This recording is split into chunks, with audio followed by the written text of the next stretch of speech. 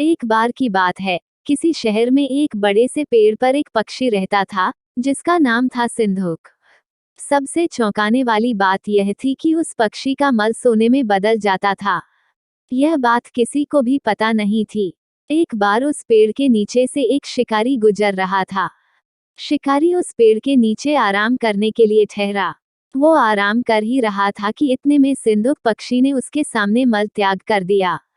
जैसे ही पक्षी का मल जमीन पर पड़ा, वो सोने में बदल गया। यह देखते ही शिकारी बहुत खुश हुआ और उसने उस पक्षी को पकड़ने के लिए जाल बिछाया। सिंधुक जाल में फंस गया और शिकारी उसे अपने घर ले आया। पिंजरे में बंद सिंधुक को देख शिकारी को चिंता सताने लगी कि अगर राजा को इस बारे में पता चला, तो वो न सिर्फ सिंधुक को दरबार में पेश करने को कहेंगे बल्कि मुझे भी सजा देंगे।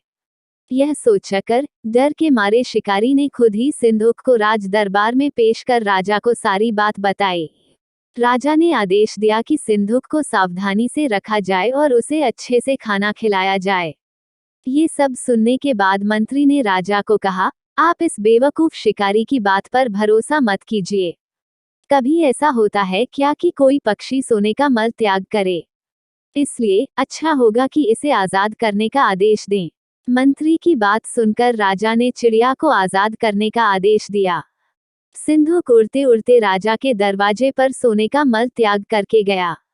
यह देखते ही राजा ने मंत्रियों को उसे पकड़ने का आदेश दिया, लेकिन तब तक वो पक्षी उड़ चुका था। उड़ते उड़ते सिंधुक कह गया, मैं बेवकूफ था जो शिकारी के सामने मल त्याग किया।